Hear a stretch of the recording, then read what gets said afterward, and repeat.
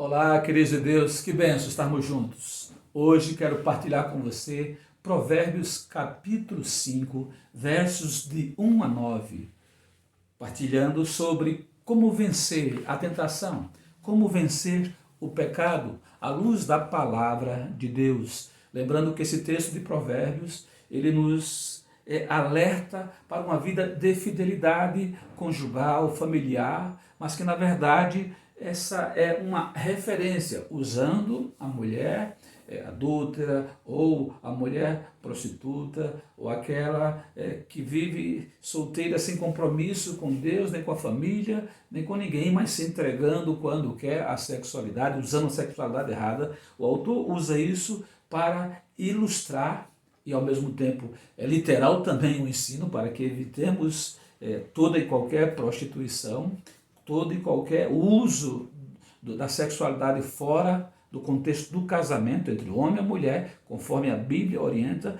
para que assim, evitando cairmos nesse pecado, venhamos a nos manter fiéis a Deus.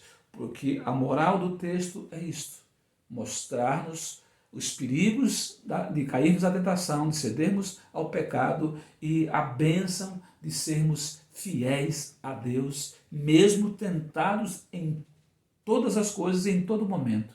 Mas a nossa opção, se temos a Deus em nosso coração, é sempre buscarmos fazer a vontade de Deus. E assim a palavra vai nos orientar, que vencemos o mal se pensarmos no bem que há de Deus em nosso coração. Observe o que diz o texto. O texto de Provérbios, capítulo 5, versos de 1 a 9.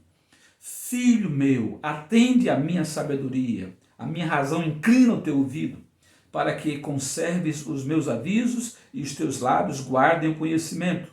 Porque os lábios da mulher estranha destilam favos de mel, e o seu paladar é mais macio do que o azeite. Mas o seu fim é amargoso como o absinto, agudo como a espada de 2 fios. Os seus pés descem à morte, os seus passos firmam-se no inferno. Ela não pondera a vereda da vida, as suas carreiras são variáveis e não as conhece. Agora, pois, filhos, dai-me ouvidos e não vos desvieis das palavras da minha boca. Afasta-te dela o teu caminho, afasta dela o teu caminho e não te aproximes da porta da sua casa, para que não deis a outros a tua honra, nem os teus anos, a tua vida, a cruéis. Que bela palavra de Deus aos nossos corações. Queridos, sem dúvidas, a realidade é que em todo tempo estamos sendo tentados. O pecado bate à nossa porta e se apresenta de maneira fácil, atraente, para nos induzir ao erro, nos induzir a que saiamos do plano de Deus, da vida consagrada, dedicada a Deus, para andarmos por outros caminhos que por um momento vão parecer bons, mas no fim são caminhos que levam ao pecado, e assim a consequência do pecado, que é a destruição e morte. O autor ele usa a figura da mulher adúltera, da mulher de vida fácil, como diriam os antigos, a prostituta, ou daquela pessoa que não é uma prostituta, mas vive valores éticos e morais totalmente avessos à palavra de Deus, a retidão, a pureza e a consagração, a santidade que Deus quer de todos os seres humanos, porque foi para isso que Ele nos fez. E o alerta é nesse sentido, que evitemos essas pessoas ou essas situações de tentações que nos põem em risco e podem nos destruir na comunhão com Deus e a nossa própria vida e a instituição abençoada e abençoadora que Deus nos deu, que é a família. Mas vamos a lições à luz desse texto, que, como falei, usa essa figura, que é literal no contexto do livro de Provérbios e que também podemos olhar à nossa volta, no nosso cotidiano, também é uma verdade. O pecado está sempre nos tentando e a sexualidade é uma área de pecado que tem derrubado a muitos em todos os contextos. E a verdade desse texto não é nos chamar apenas a atenção para a questão da distorção, da perversão, do uso da sexualidade, mas nos chamar a uma vida de fidelidade para com Deus. Porque o segredo está aí, em tudo sermos fiéis a Deus, e se assim formos, venceremos as tentações que vão nos perseguir até o último momento da nossa vida. Mas tiremos as lições. Vencemos a tentação, vencemos o pecado quando olhamos para a nossa vida a partir do caráter que foi forjado em nós pela sabedoria transmitida pelos nossos pais, com temor a Deus, com devoção, com fé, com propósito de nos abençoar. E se aprendemos isso com eles, vamos ter esse conhecimento que será salvação e vida para nós, porque pecamos ou por caráter desvirtuados ou por carências que abrem brechas, e assim vem o pecado. O inimigo usa de situações e de pessoas para atender às nossas necessidades primeiras, mas na verdade nos afastando assim de Deus. Se o nosso caráter está firme e buscamos satisfazer as nossas carências no contexto da nossa comunhão com Deus, daquilo que ouvimos de nossos pais, nos mantendo firmes no amor e na satisfação com a nossa família, a tentação virá, mas resistiremos para a honra e glória do nosso Deus. Por isso a palavra diz: atentemos para aquilo que recebemos de nossos pais, sabedoria e conhecimento. A outra palavra que nos é dada no sentido de que vencemos a tentação e o pecado é quando consideramos as instruções que nos deram os nossos pais, no sentido de não só aquilo formar o nosso caráter, mas alertas que vêm aos nossos corações quando estamos diante das tentações. E o Espírito Santo usa isso vem de maneira tão forte que diante das tentações e do pecado nós respondemos, como disse Jesus: não tentarás ao Senhor teu Deus, nem aqueles que fazem a vontade de Deus, porque eles resistirão, permanecendo na palavra de Deus, no temor ao Senhor e no compromisso com o bem sobre si mesmo e sobre a sua família. E há tantos quantos estão a olhar para a sua vida. O texto vai nos dizer: para que conserves os meus avisos e os teus lábios guardem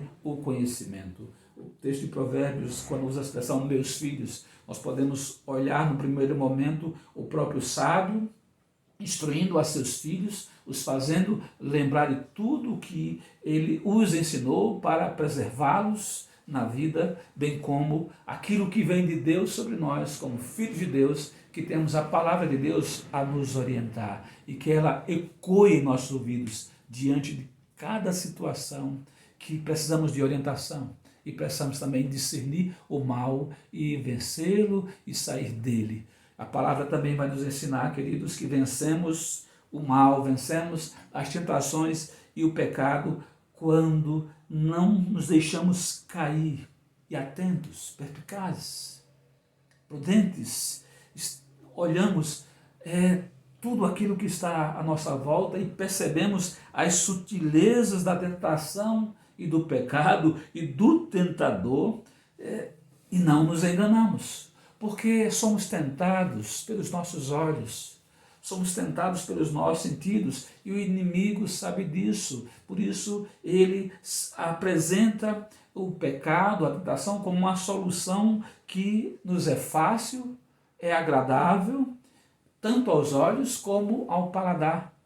Ninguém cai no pecado porque o pecado é ruim no primeiro momento, ou é feio, é horrível, é aquela coisa como filme de terror, porque se assim fosse, logo fugiríamos dele, né? Bateríamos em retirada e não iríamos cair na tentação, porque quem quer se abraçar com o mal, o vendo em toda a sua ruindade e de fato como ele é destrutivo, arrasador, mortífero, certamente fugiríamos. Por isso que o inimigo nunca vem como de fato ele é, mas com aparência agradável porque o seu propósito é nos atrair. E ele tem todas as iscas possíveis. A questão é, estamos atentos ou não? Se estivermos atentos às suas sutilezas, devemos ter em mente que o Espírito age em nós e nos aclareia o entendimento se estivermos em comunhão com Ele, com vida de oração e meditação na palavra, e vamos perceber que aí vem o mal, e o mal devemos repreender em nome de Jesus, com vida comprometida com a palavra, com vida de devoção e comunhão com Deus e com a sua igreja, e comprometido com aquilo que devemos viver, uma vida consagrada ao nosso Senhor. Mas também somos instruídos aqui pelo texto que vencemos o mal e a tentação, vencemos o pecado quando estamos focados em fazermos a vontade de Deus e assim não nos desviamos da sua presença, do seu caminho, porque temos a nossa vida com Deus como vocação. A razão da nossa vida é Deus. A razão da nossa vida é a nossa fé. A razão da nossa vida é Cristo, como dizia o apóstolo Paulo. O meu viver é Cristo. Se não vivemos por esta fé, e viver por fé é isto.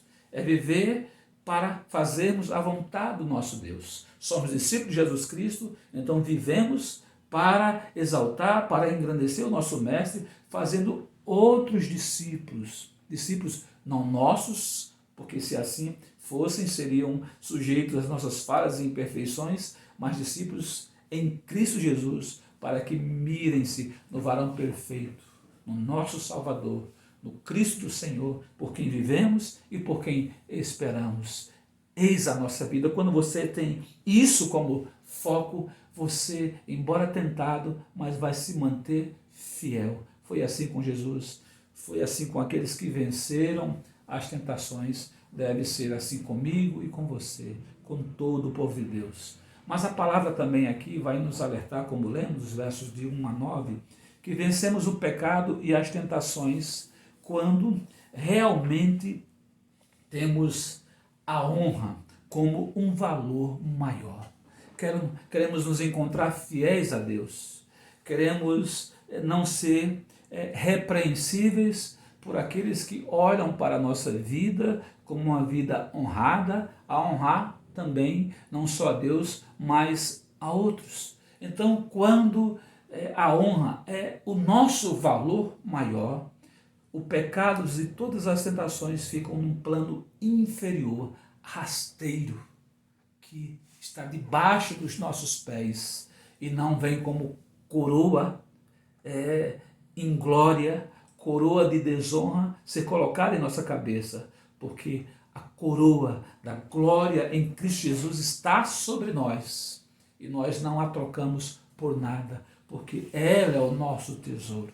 É isto que a palavra nos chama aqui, por isso ele vai nos dizer no verso 9, observe, para que não deis a outros a tua honra, nem os teus anos a cruéis. Eu lembro de um professor que dizia, cuidado com a tentação que leva ao pecado, porque o pecado faz estragos que vai marcar-nos a vida inteira e destruir o que você até aquele momento fez a vida inteira. Ou seja, você macula, você mancha a sua honra, entrega os seus anos, ou seja, a sua vida, a pessoas cruéis que haverão de lhe julgar sempre pelo seu pecado e não pela uma história de honra que você tem. Mas louvado seja Deus, porque Ele é aquele que zera a nossa conta e diz, venha comigo viver uma nova vida, porque os teus pecados estão perdoados, foram lançados todos para trás, ou seja, eu não considero mais, eu não vou lembrar deles no sentido de contabilizá-los todos para a tua condenação, porque salvos estás por Jesus Cristo, o meu Filho enviado para te salvar, e a palavra é bendita em dizer que aqueles que estão em Cristo não têm mais condenação.